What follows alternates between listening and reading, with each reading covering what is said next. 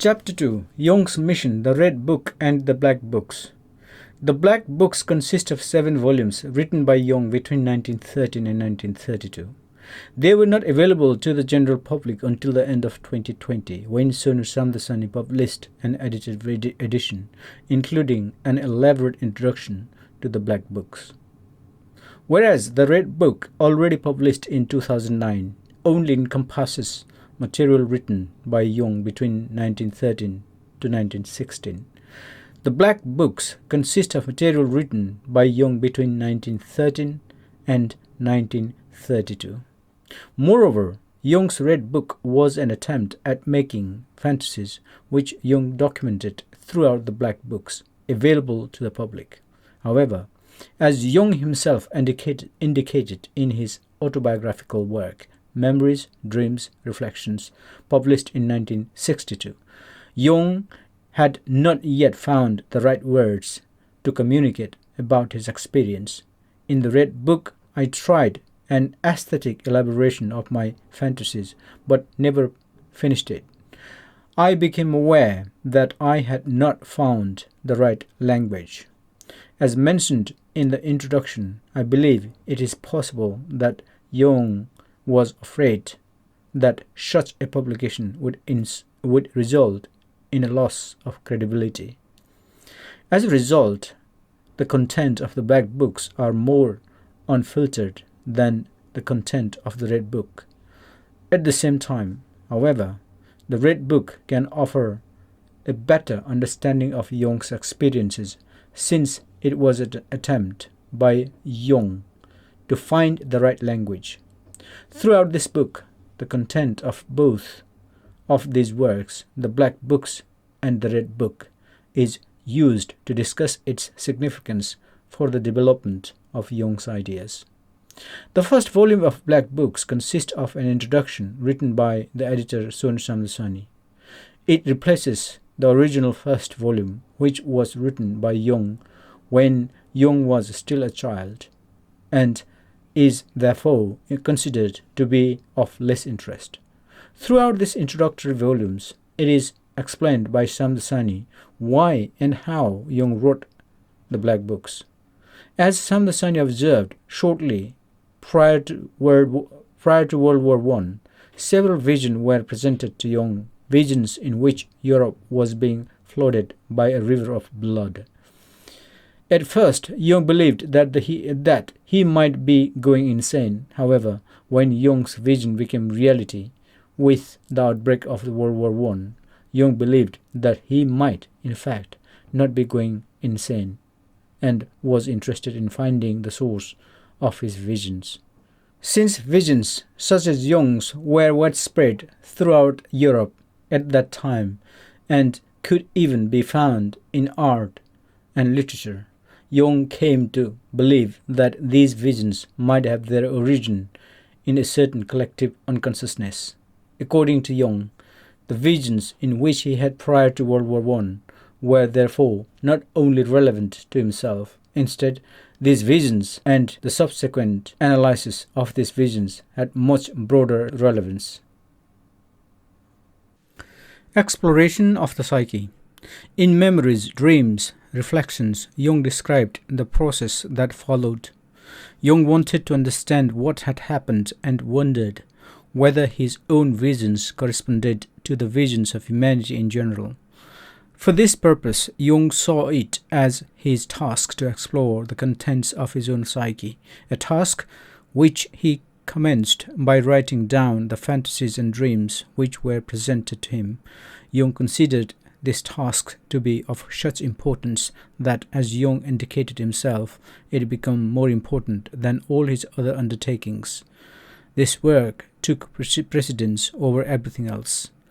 Besides writing down his fantasies and dreams, Jung began to actively interact with his fantasies and contents of his own unconscious.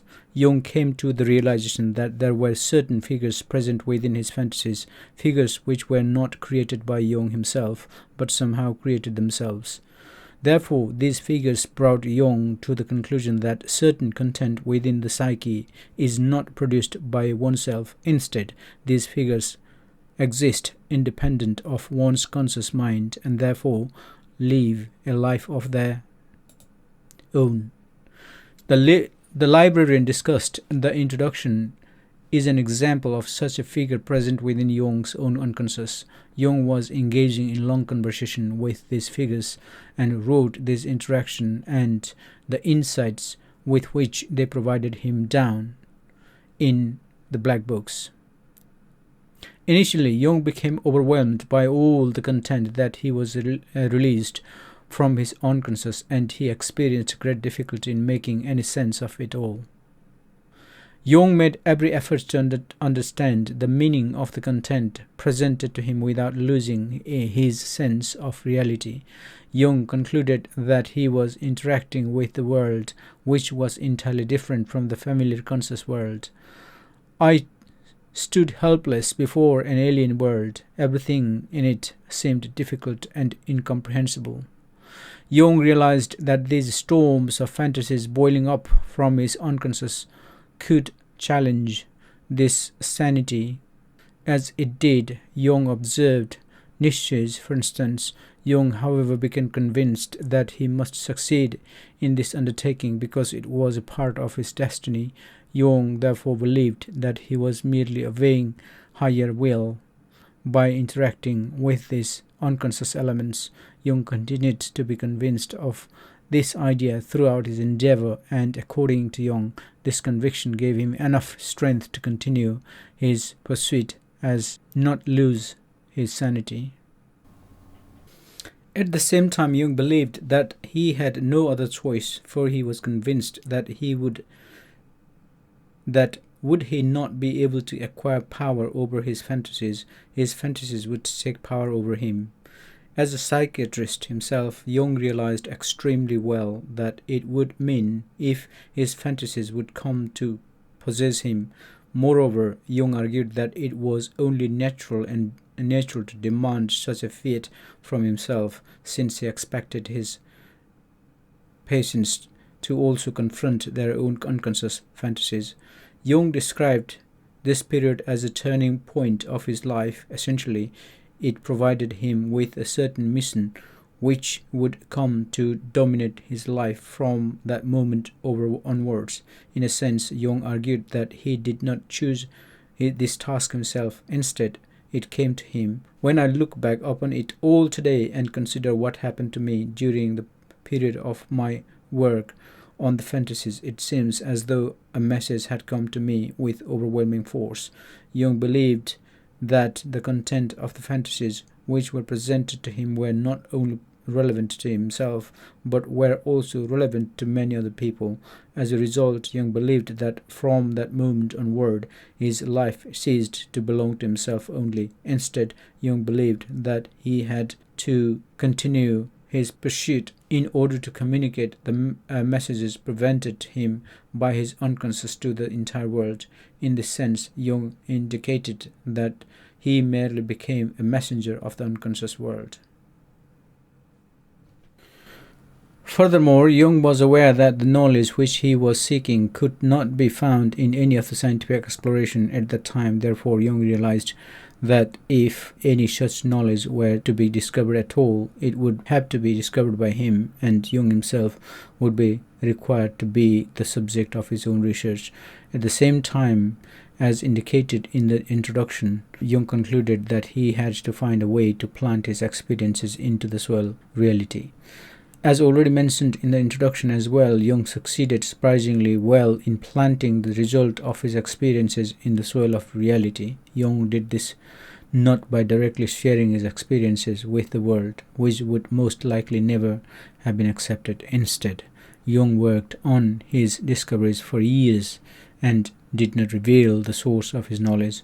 As mentioned at the beginning of his chapter, Jung created the Red Book as an attempt to publish the experiences documented within the black books. Jung, however, believed that prior to publishing his experiences, he had to, besides drawing scientific conclusion from his discovery, first return to reality himself entirely. I saw that so much fantasies needed firm ground to underfoot, and what I must first return wholly to reality. For me, reality means scientific comprehension. As Jung observed, the content revealed to him by unconscious was of such immense magnitude that he could spend his entire life unraveling its mystery. Jung succeeded in returning to reality and managed to develop scientific theories based upon his insights presented to him by his unconscious as indicated. However, it appears if Jung never found right language for all the insights which he acquired from the exploration of his unconscious. As discussed, the true source of his knowledge became available to the public only after the publication of the Black Books in 2020. However, as Jung argued, he never departed far from his initial fantasies, and unbeknownst to most who studied Jung's ideas in 20th century, these initial fantasies were always the source of Jung's theories. Everything that I accomplished in later life was already contained in them, although at first only in the form of emotion and images. In Memories, Dreams, Reflections, Jung made another important remarks regarding the image which were presented to him. Besides finding a way to incorporate the images scientifically, Jung pointed out that another crucial step was the actualization of images in his whole life. According to Jung, this step is often forsaken by those who were presented with images originating from the unconscious.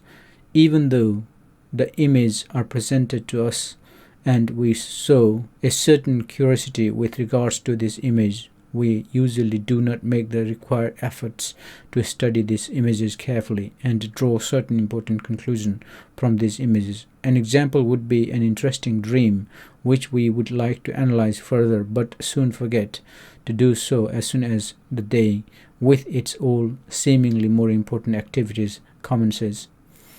Before we can start to analyze the contents of the Black Books and discusses the discoveries which Jung made further, it is important to properly define some of Jung's important definitions.